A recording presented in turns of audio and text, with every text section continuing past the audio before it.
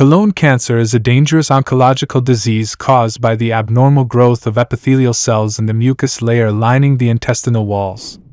This condition is also referred to as colorectal cancer. It can develop in any part of the colon, including the cecum, colon, or rectum, often due to the transformation of polyps into cancerous tumors or other contributing factors. The disease progresses slowly, and if diagnosed early, it can be successfully treated. Therefore, it is crucial to recognize the symptoms and seek prompt medical attention from a coloproctologist, oncologist, or surgeon. Additionally, understanding the risk factors associated with this type of cancer is essential for prevention and early detection. What is colon cancer? Colon cancer most commonly affects individuals over the age of 55. The disease is particularly dangerous because it often remains asymptomatic for an extended period. The greatest threat lies in metastasis, where cancer cells spread to other organs and systems through the lymphatic and blood vessels.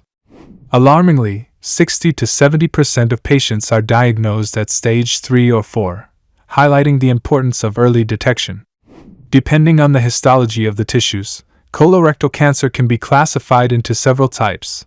Adenocarcinoma, the most common type, arising from the glandular cells in the intestinal walls that produce mucus. It can also develop from large polyps with a broad base or in cases of multiple polyposis. Mucinous cancer, a tumor containing mucus material with malignant cells. Signet ring cell carcinoma, an aggressive form, accounting for 3 to 5% of cases, characterized by epithelial cells with displaced nuclei. It is more prevalent in individuals under 40. Squamous cell carcinoma, rare, up to 2% of cases, typically occurring in the anal canal and often linked to the human papillomavirus, HPV. Carcinid, a slow-growing neuroendocrine tumor that forms in the cecum from secretory cells. Causes of colon cancer. Several factors contribute to the development of colon cancer: inflammatory gastrointestinal diseases, conditions such as Crohn's disease, colitis, and adenomatous polyps with malignant potential. Age. The risk increases significantly in individuals aged 60 to 75. Genetic predisposition. Hereditary conditions like adenomatous polyposis, Lynch syndrome, Gardner syndrome, and Peutz-Jeghers syndrome elevate the likelihood of developing cancer. Poor diet. Diets low in fiber, which aids peristalsis and timely bowel movements, increase the risk. Tumors often form in areas where stool stagnates, such as the rectum or sigmoid colon. Obesity. Excess weight is a significant risk factor. Sedentary lifestyle. Lack of physical activity contributes to the development of cancer. Smoking and alcohol abuse. Both habits are strongly associated with an increased risk of colorectal cancer. Symptoms of colon cancer. In its early stages, colon cancer often presents no symptoms. However, by the time of diagnosis, a third of patients already have metastases in the liver or lungs. Symptoms vary depending on the tumor's location, size, type, and the presence of metastases.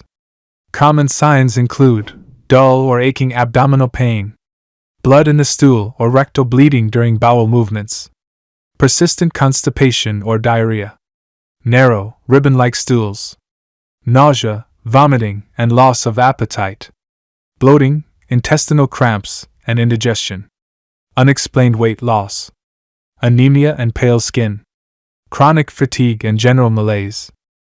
Important note: the presence of one or more symptoms does not confirm colon cancer but warrants a visit to an oncologist for a thorough diagnostic evaluation. Stages of colon cancer. The stage of cancer determines the treatment approach and prognosis. Colon cancer is classified into 4 stages. Stage 1.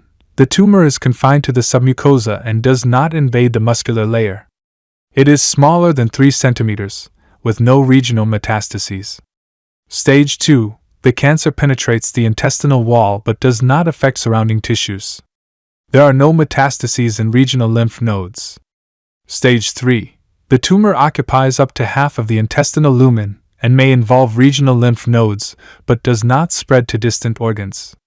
Stage 4. The tumor grows significantly, invading other organs, e.g., liver, bones, brain, with distant metastases.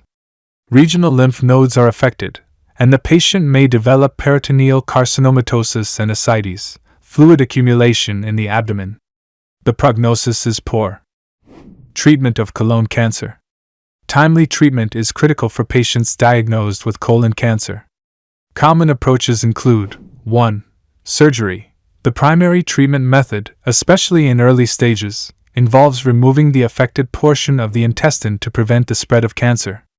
In advanced cases, lymph nodes and surrounding tissues may also be removed. Temporary colostomies may be created, with subsequent surgeries to restore bowel function. 2. Chemotherapy. Cytostatic drugs are used to destroy cancer cells, shrink tumors, and prevent metastasis. Chemotherapy is often administered post-surgery to reduce the risk of recurrence. 3. Radiation therapy. Less commonly used due to the challenges of targeting the tumor in the moving intestine. It may be employed before surgery to alleviate symptoms and reduce cancer spread. 4. Targeted therapy. Drugs that inhibit the growth and spread of cancer cells are used alongside chemotherapy, particularly for inoperable cases. Prognosis for colon cancer.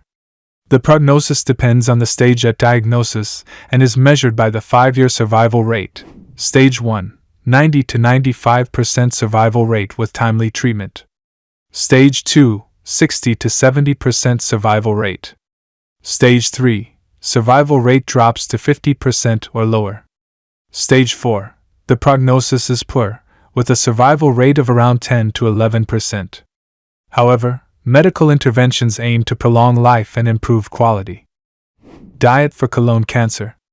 A balanced diet plays a vital role in managing colon cancer. Key recommendations include fresh vegetables, e.g., garlic, cauliflower, pumpkin, fruits, sea fish, seafood, lean meats, chicken, turkey, veal, low-fat dairy, bran, whole grains, and pureed soups. Avoid foods that cause gas, e.g., legumes, processed meats, carbonated drinks, fried or heat-treated oils, canned foods, and alcohol.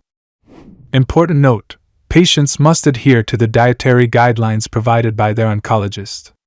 Skipping meals, avoiding protein, or ignoring medical advice can weaken the body and hinder recovery.